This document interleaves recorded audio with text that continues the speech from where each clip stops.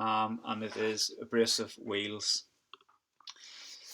So we're looking at the statistics from the Royal Society of Prevention of Accidents, and nearly half of all accidents involving abrasive wheels occur through unsafe working practices.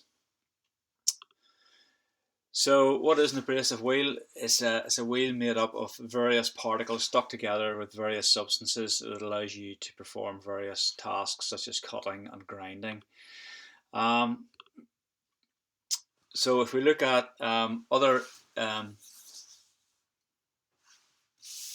issues surrounding abrasive wheels, hand-arm vibration syndrome as well. So again, when you're using an abrasive wheel, generally machinery that you use will have a rating on it, and that goes into what we call a ready reckoner, this thing here, which dictates what duration of time you can use that machine for. And if you go over that, then you're at risk of hand-arm vibration, and that can cause various long-lasting effects. These things don't happen instantly, they can happen over many years. Going back to incidents that occur with abrasive wheels, so you can see here some nasty accidents. You can see exploded discs in the majority of these photos here, where the disc has been used inappropriately, or the disc has passed its sell-by date, and as a result the substances in the disc have broken down, making it weaker, and have subsequently exploded. You can see the main picture there. It's embedded in the guy's jaw. Not only does that guy now have a cut, but the risk of infection from everything that has been picked up on the wheel. Same as the other guys there. One lucky guy there was wearing his glasses, and luckily the blade didn't go in the wheel. If that had gone in, the guy would have lost his sight at the very least. Other things, you can see there a small nick on the thumb down here. Again, that doesn't look too serious, but the risk of infection is very high. So there's legislation surrounding it. We call it PURE, the Provision and Use of Work Equipment Regulations 1999 for Northern Ireland, also across Great Britain and Ireland. The regulations are in place there, and it means that the work equipment has to be fit for purpose. Okay, so it requires that all machinery is suitable for its intended use, all machinery is properly maintained, anyone using, supervising or managing the use of abrasive wheels is fully informed and adequately trained for health and safety purposes. The approved code of practice for PURE contains specific advice in the use of abrasive wheels, and that goes to the HSE website. In the Republic of Ireland there is similar legislation which goes through the HSA website. So again, we have employees' duties and employer duties, and they don't change throughout health and safety. So employees have the duty that they must follow safe systems designed by their employer, make proper use of equipment provided for health and safety, cooperate with their employer on health and safety matters, and inform their employer if they identify hazardous handling activities, and take care to ensure that their activities do not put others at risk. The employer must avoid the need for hazardous manual handling as far as reasonably practical, assess injury if it cannot be avoided, and reduce the risk of injury if practical. So really we look at a hierarchy of control measures. So first of all, when we're looking at a task, first thing is we look at elimination, then substitution, engineering controls, signage and PPE. Alright. Pre-use checks in for abrasive wheels. Again, if it's an electric one, you want to check that the plug is intact, all the three power connections are not loose and are clean. Housing is clean, free from cracks, melting, etc. You'll see that this plug has a CE mark, so that is valid throughout Europe. However, now that we have left Europe, you'll see equipment coming on with this mark here, the UK CA mark, and that is the safety standard mark. So that takes in the UK, that takes over from the CE mark. However, if you're working outside of the UK, you plug must have the CE mark. If you're working inside of the UK, eventually the UK CA mark will be the only accepted marking on any equipment.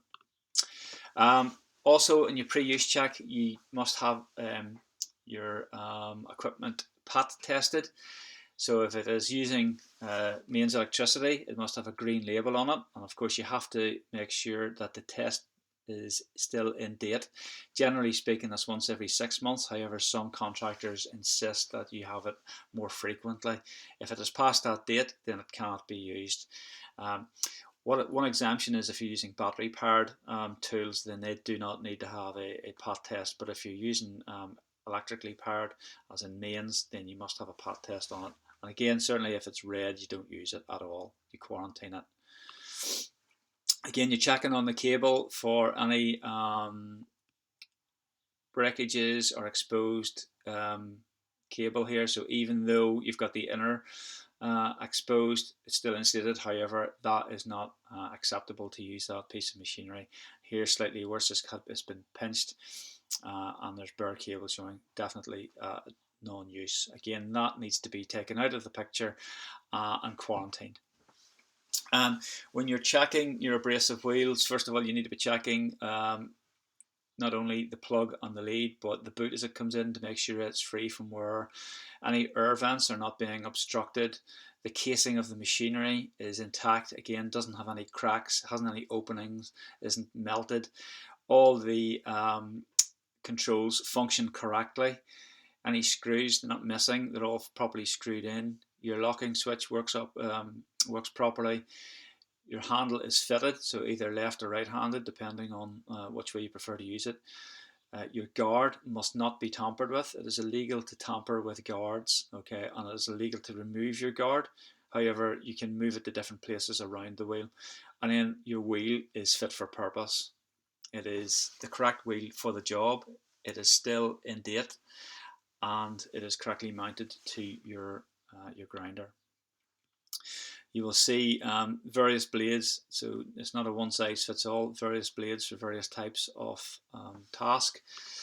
You will see here, this blade tells you what the maximum running speed is for it, and that must be either the same as or slower than this. Okay, so we can see there that is 13260, that is 12000, so this machine runs slower than that, so that blade would be safe to use. Again, you've got various markings on your blade. So one, you've got what the restrictions of use are for it, what the rotation speed of part 2, 3 is the normal operating speed, safety precautions, so what PPE you should be wearing when you're using that particular disc, dimensions of the disc at 5, and that is the dimension, the diameter of the outer part of the disc, the diameter of the inner part where it is mounted, and also the depth of the disc. Name of the manufacturer, supplier, etc. on number 6. Declaration of conformity number 7. Expiry date, so which is very important that you abide by the expiry date, because these are held together by certain types of glue. After that expiry date, the glue will start to break down, and then you'll be far more likely to have a disc explosion. Type of use, specification mark, and the ISO number. Obviously, various types of PPE that you must wear with it. Again, we've got harmful dusts that can be opened up and spread around the atmosphere when using abrasive wheels. So obviously asbestos, silica from cement, wood dust, and other hazardous dust with metal, paint, etc. We can control them to a certain extent with extraction equipment and dust suppression. But again, you must wear dust masks, and generally what we say is you wear a P3 mask, either disposable or non-disposable, which must be face fitted to you. That's typically what a P3 mask looks like. You've got the disposable one on the left, and then you've got the reusable half-face respirator on the right with the filters that can be changed. Glasses as well, again, they must conform to BS AN 366. And a visor is very advisable. Again, if you've seen looking at the pictures of the exploded discs in the previous slides, if those individuals were wearing a visor, they would not have those discs lodged in their faces. Okay, that guy there certainly wouldn't have that injury if he was wearing a visor. Any questions, please put them to your supervisor.